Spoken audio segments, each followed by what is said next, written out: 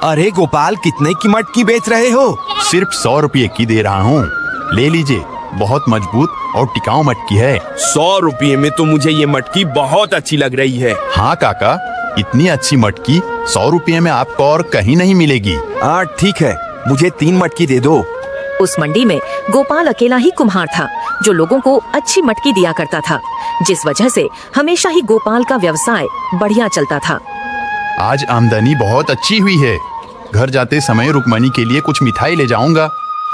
फिर गोपाल सूर्यास्त होते ही मिठाई लेकर अपने घर पहुंचता है तो रुक्मणी उससे पूछती है, क्या हुआ, आज आप ये जलेबियाँ लेकर आए हैं? हाँ, आज मैंने पूरे के पूरे 20 मटकियाँ बेच दी, इसलिए मैं तुम्हारे लिए ये जलेबियाँ ले आया। आखिर तुम्हें भी तो कभी कभी अच्छा खाने का मन करता ही होगा ना। हाँ चलो, अच्छा है, आपको इतना तो ध्यान है मेरा। गोपाल अपने काम से बहुत खुश था कि एक दिन उसका दोस्त मधु उससे मिलने आता है। गोपाल, कैसे हो भाई तुम? अरे मधु, तुम यहाँ कैसे और इतने दिनों बाद आए हो? हाँ गोपाल, बस तुमसे मिलने चला आया। चलो बहुत अच्छा किया, इतने महीनों के बाद ही सही, पर तुम्हें मेरी याद तो आई। कम से कम तुम्हें याद तो है कि तुम्हारा एक गरीब दोस्त यहाँ गांव में भी रहता है। अरे ऐसी कोई बात नहीं है यार, मुझे तो याद है, लेकिन मुझे लगता है शायद तुम मुझे भूल गए। तुमने इतने महीनों से मुझे एक भी बार याद नहीं किया। अरे रे रे रे रे, ये देखो, उल्टा चोर कोतवाल को डांटे। ऐसा नहीं है भाई, मैं तो बस अपने काम में व्यस्त रहता हूँ। अच्छा बड़े भाई, तो तुम्हारा काम इतना अच्छा चल रहा है? तुम बताओ यार, तुम्हारा काम कैसा चल रहा है? अरे यार क्या बताऊं, मेरा काम तो कुछ भी चल ही नहीं रहा है। क्या हो गया अचानक? तुम तो शुरू से ही बढ़िया काम कर रहे थे। क्या बताऊं गोपाल, वो गोदाम बंद हो गई और इसलिए मेरा काम भी बंद हो गया। अब मेरे पास कोई काम नहीं है भाई। ये तो बहुत बुरा हुआ, बड़े परेशान हो गए होगे तुम। हाँ गोपाल, इसलिए तो मैं तुमसे मिलने चला आया। बताओ, क्या तुम मुझे कोई काम दिलवा सकते हो? अब मेरे पास तो कोई काम नहीं है, मैं तो यहीं खुद से बनाई हुई मटकी बेचता हूँ, बस यही काम है मेरा। अब तुम्हें क्या काम दिलवाऊं मैं? देख लो यार, अगर कोई काम मेरे लायक हो तो मुझे कोई परेशानी नहीं है, मैं हर तरह का काम कर लूंगा। ठीक है, तुम कल मुझसे मिलने आना, मैं जरूर तुम्हारे लिए कोई काम देख कर रखता हूँ। फिर मधु वहाँ से चला जाता है। शाम को गोपाल अपने घर लौटकर अपनी पत्नी विनीता को मधु की सारी परेशानी के बारे में बताता है।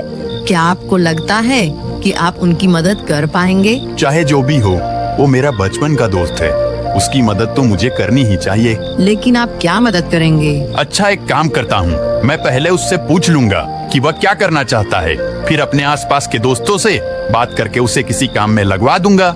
अभी मैं इससे ज्यादा और क्या कर सकता हूँ। ठीक है, लेकिन जो भी आप कीजिएगा सोच समझ कर कीजिएगा, कहीं ऐसा ना हो कि बाद में आपको परेशानी हो। तुम चिंता मत करो, ऐसा कुछ भी नहीं होगा, मैं उसे बचपन से जानता हूँ, बहुत अच्छा इंसान है वो। ठीक है जी।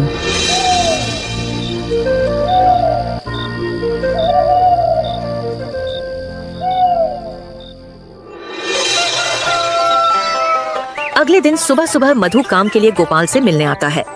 गोपाल, तुमने मेरे लायक कोई काम ढूंढा? हाँ, मैं तुम्हारा इंतजार ही कर रहा था। यहाँ आसपास में मेरे कई सारे जानकार हैं, मैं उनके यहाँ तुम्हें लेकर चलता हूँ। जिसके यहाँ भी काम होगा तुम वहाँ काम कर लेना। ठीक है। अरे हरिया, कैसा चल रहा है तुम्हारा काम? बहुत बढ़िया चल रहा है गोपाल, तुम बताओ। कुछ नहीं, मेरा काम भी बहुत बढ़िया चल रहा है। तुम्हारे यहाँ किसी की जरूरत है क्या? मतलब मेरा यह दोस्त मधु पहले शहर में गोदाम में काम किया करता था, अब वो गोदाम बंद हो गई है, इसलिए इसके पास अब कोई काम नहीं है। तो तुम्हारे यहाँ अगर इसे कोई काम हो तो इसे दे दो, बहुत अच्छा काम करता है ये। माफ करना गोपाल, लेकिन मेरा तो इतना बड़ा काम ही नहीं है, छोटी सी तो दुकान है मेरी, इसमें भला मैं किसी को क्या रखूंगा। ठीक है यार, कोई बात नहीं। गोपाल आगे एक ढाबे पर भी मधु के लिए काम को पूछता है। कैसे हो रघुनाथ काका? हाँ बेटा गोपाल, मैं तो बिल्कुल ठीक हूँ, तुम बताओ तुम कैसे हो? मैं भी ठीक हूँ काका, यह मेरा दोस्त है मधु। यह पहले शहर में गोदाम में काम किया करता था, लेकिन अब इसके पास कोई काम नहीं है, तो मैंने सोचा आपके पास अगर कोई काम हो तो आप इसे अपने यहाँ रख लीजिए। नहीं बेटा, मेरे पास काम नहीं है, तुम कहीं और देख लो। कोई बात नहीं काका। इसी तरह गोपाल मधु को कई जगह काम दिलाने की कोशिश करता है, लेकिन किस्मत को तो कुछ और ही मंजूर था। अंत में थक हार कर मधु उससे कहता है, कोई बात नहीं गोपाल, तुम परेशान मत हो। मैं कहीं और काम ढूंढ लूंगा। अच्छा चलो मेरे घर, थक गए होगे, घर पहुंचकर थोड़ी देर आराम कर लेना। फिर मधु गोपाल के साथ उसके घर चला जाता है और घर पहुंचकर आराम करने लगता है और गोपाल वहीं पर मटकी बनाना शुरू कर देता है। गोपाल को मटकी बनाते हुए देख मधु सोचता है, क्यों ना मैं भी मटकी बनाना सीख लूं, फिर मैं भी कहीं मटकी बेचा करूंगा। गोपाल यार, मेरे मन में एक विचार आया है। हाँ बोलो। तुम मुझे यह मटकी बनाना क्यों नहीं सिखा देते? अगर तुम मुझे मटकी बनाना सिखा दोगे तो मैं मटकी बनाकर बेचा करूंगा और अपना गुजारा कर लूंगा। ठीक है, मैं तुम्हें मटकी बनाना तो सिखा दूंगा, लेकिन ये इतना आसान नहीं है। मटकी बनाने के लिए कला चाहिए और तुम्हें सीखने में भी समय लगेगा। कोई बात नहीं यार, मैं कोशिश करूंगा जल्दी सीखने की। तो ठीक है, मैं तुम्हें मटकी बनाना सिखा दूंगा। तुम कल से रोज सुबह सुबह मेरे घर आ जाना। ठीक है यार।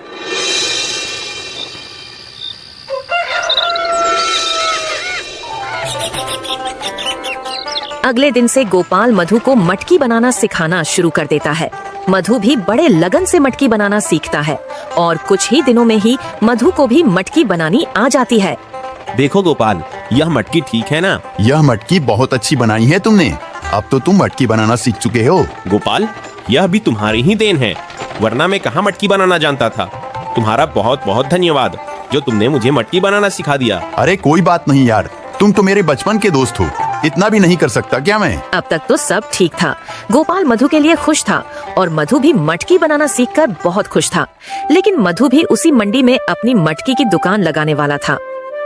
अब मुझे बाजार में एक सही जगह देखकर मटकी बेचना शुरू करना पड़ेगा। मैं जितनी जल्दी मटकी बेचना शुरू करूंगा, उतनी जल्दी लोग जानने लगेंगे कि मैं भी अच्छी मटकी बनाता हूँ। मैं कल से ही बाजार के दूसरी तरफ मटकी बेचना शुरू कर दूंगा।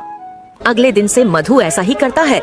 जहाँ मंडी के एक तरफ गोपाल मटकी बेच रहा होता है, वही बाजार के दूसरी तरफ मधु मटकी बेचने लगता है और अब लोग गोपाल के पास की जगह मधु से मटकी लेने लगते हैं।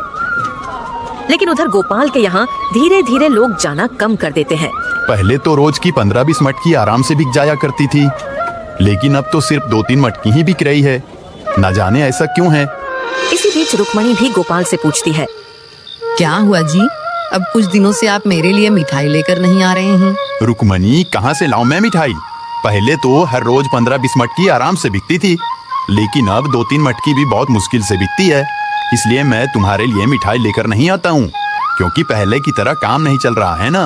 लेकिन ऐसा तो पहले कभी नहीं हुआ है। वही तो मैं भी सोच रहा हूँ कि पहले ऐसा कभी नहीं हुआ है। यह पहली बार ही है कि मेरे यहाँ मटकी कम बिक रही है। लेकिन आपको क्या लगता है ऐसा क्यों हो रहा है? पता नहीं, हो सकता है लोगों को मेरी मटकी पसंद नहीं आ रही हो। नहीं, ऐसा नहीं है।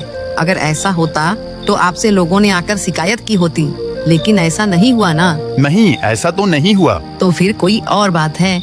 आपने मधु को भी मटकी बनाना सिखाया है ना? हाँ, अभी कुछ दिन पहले ही मैंने उसे सिखाया है मटकी बनाना। कहीं ऐसा तो नहीं मधु भी आसपास ही मटकी बेचने लगा हो और लोग उनके यहाँ से मटकी लेने लगे हो, इसलिए आपके यहाँ मटकी बिकना कम हो गई हो? अरे हाँ, यह तो मैंने सोचा ही नहीं और मैंने मधु से पूछा भी नहीं कि वो अपनी मटकी की दुकान कहाँ लगाने वाला है।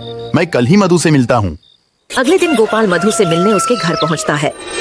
मधु, कैसा चल रहा है तुम्हारा काम? अच्छा चल रहा है यार, तुमने मुझे मटकी बनाना सिखाया था ना, अब बस मैं मंडी के दूसरी तरफ मटकी बेचता हूँ। क्या तुम मटकी बेचने लगे हो? हाँ, लेकिन मैं बाजार के दूसरी तरफ बेचता हूँ, तुम्हारी तरफ नहीं बेचता हूँ। अच्छा, तो इसी वजह से लोग मेरे यहाँ से मटकी कम ले रहे हैं। तुम्हें पता है अब हर दिन मेरा नुकसान हो रहा है। अब इसमें मैं क्या कर सकता हूँ यार? मैंने तुमसे मटकी बनाना इसलिए तो नहीं सीखा था ना कि मैं मटकी बनाना सीखकर घर बैठ जाऊं। मुझे भी तो काम ही करना था ना। गोपाल मधु की इस बात पर गुस्सा हो जाता है। यह कोई बात नहीं हुई मधु, तुम मुझसे ही सीखकर मेरा ही काम खराब कर रहे हो। ऐसा नहीं है गोपाल, जिन लोगों को तुमसे मटकी लेनी है वो तुमसे लेते हैं और जिनको मुझसे लेनी है वो मुझसे ले लेते हैं। इसमें झगड़े वाली कोई बात ही नहीं है। अब मैं अपनी दुकान लगाने जा रहा हूँ, तुम चाहो तो मेरे साथ चल सकते हो। आखिरकार गोपाल गुस्से से भुनभुनाता हुआ वहाँ से चला जाता है और अपनी दुकान पर बैठा हुआ पूरा दिन इसी बात को सोचता रहता है।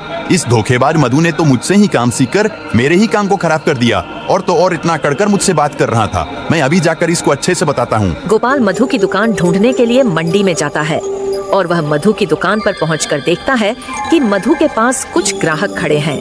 अरे ये क्या, ये लोग तो पहले मुझसे मटकी लिया करते थे, अब ये मधु से मटकी ले रहे हैं, इसलिए मेरे पास लोग कम आ रहे हैं। मैं अभी जाकर इसे मजा चखाता हूँ। फिर गोपाल एक डंडा लेकर मधु के दुकान पर पहुंचता है और अचानक ही वह मधु के दुकान पर रखी सारी मटकियाँ एक एक करके फोड़ देता है। यह देखकर मधु गुस्सा हो जाता है। ये क्या किया गोपाल तुमने मेरी सारी मटकियाँ फोड़ दी। मैं तुम्हारा काम थोड़ी ना खराब कर रहा हूँ, मैं तो सिर्फ अपना काम कर रहा हूँ ना। लेकिन इससे नुकसान तो मेरा हो रहा है ना। तभी आसपास के लोग वहाँ इकट्ठा हो जाते हैं। अब गोपाल वहाँ सभी लोगों को पूरी बात बताता है। अब आप लोग ही बताइए, क्या इसने सही किया? देखो गोपाल, तुमने उसे मटकी बनाना सिखाया, यह बात ठीक है, ये तुमने अच्छा किया, लेकिन तुम्हारा ये उम्मीद रखना कि वो ये काम ना करे, ये तो गलत है ना। जो काम उसे आता है वह वो काम कर सकता है। और वैसे भी उसने अपनी दुकान तुम्हारी दुकान के पास थोड़ी ना लगाई है। जहाँ तुम मंडी के एक तरफ दुकान लगाते हो, वहीं मधु ने दूसरी तरफ दुकान लगाई है। तुम दोनों की दुकान तो एक दूसरे से काफी दूर है। वैसे भी गोपाल, तुमने मधु की सारी मटकी फोड़ दी। वो तो मधु तुम्हें इतना अच्छा दोस्त मानता है, इसलिए अभी तक उसने तुम्हें कुछ भी बुरा नहीं कहा और ना ही तुम पर हाथ उठाया, वरना ऐसा करने पर तो बहुत बड़ा झगड़ा हो जाता है। इसलिए तुम मेरी मानो तो प्यार से रहो, उसे भी काम करने दो और तुम भी अपना काम करो। और मान लो अगर कल तुम कोई ढाबा खोल लो तो मैं तुमसे लड़ने थोड़ी ना आऊंगा कि तुमने ढाबा कैसे खोल लिया। समझ रहे हो ना? हर किसी को अपनी पसंद का काम करने का हक है। तो यह कहीं और जाकर भी तो मटकियाँ बेच सकता था, लेकिन इसे यहाँ मटकियाँ बेचकर मेरा काम खराब करना था। लेकिन गोपाल गुस्से में सबकी बातों को नजरअंदाज करके वहाँ से चला जाता है और वह घर पहुंचकर यह सारी बातें अपनी पत्नी रुक्मणी को बताता है। अब तुम ही बताओ, क्या उसका ऐसा करना सही है? देखिए, माना कि इससे आपका नुकसान हुआ, लेकिन आखिरकार वो आपके दोस्त हैं। उन्होंने आप पर बहुत भरोसा किया, आपको अपनी परेशानी बताई और आपने भी सच्चे दोस्त की तरह उनकी मदद की, इसलिए आपको ऐसा नहीं करना चाहिए था। अब गोपाल पूरी रात इसी बात को सोचता रहता है। तब जाकर उसे इस बात का एहसास होता है कि उसने मधु के साथ गलत किया है और वह अगले दिन मधु से माफी मांगने उसके घर जाता है। मधु भाई, माफ कर दो मुझसे गलती हो गई। गुस्से में मैंने तुम्हारा काम खराब कर दिया। समझ नहीं आता मैं इतना बुरा तुम्हारे साथ कैसे कर गया, जबकि तुम तो मेरे इतने अच्छे दोस्त हो। कोई बात नहीं गोपाल, मैंने तुम्हें माफ कर दिया, लेकिन यकीन करो मैंने कुछ भी गलत नहीं किया है। हाँ, मैं समझ रहा हूँ यार, कोई बात नहीं। अब से तुम बाजार के इस तरफ मटकी बेचा करना और मैं बाजार के उस तरफ। जिसकी जितनी मटकी बिक जाएगी वो उसकी किस्मत। नहीं गोपाल, मैं अब से मटकियाँ नहीं बेचा करूँगा। ये काम तुम्हारा है और इसे तुम ही करो। ऐसा मत करो मधु, तुम चाहो तो मेरे पास ही मटकियाँ बेच लो, मुझे कोई दिक्कत नहीं है, लेकिन इस तरह मत कहो। नहीं गोपाल, अब से मैं मटकियाँ नहीं बेचा करूँगा, बल्कि मैं अब शहर वापस जाकर किसी गोदाम में ही काम ढूंढ लूंगा। इससे ना ही तो तुम्हारा काम खराब होगा और ना ही मेरा। गोपाल के लाख मनाने पर भी मधु अब उसकी बात नहीं मानता है और कोई दूसरा काम ढूंढने शहर चला जाता है। तब जाकर गोपाल को इस बात का एहसास होता है कि इस सब की वजह से कहीं ना कहीं उसने अपने अच्छे दोस्त से अपनी दोस्ती खराब कर ली है।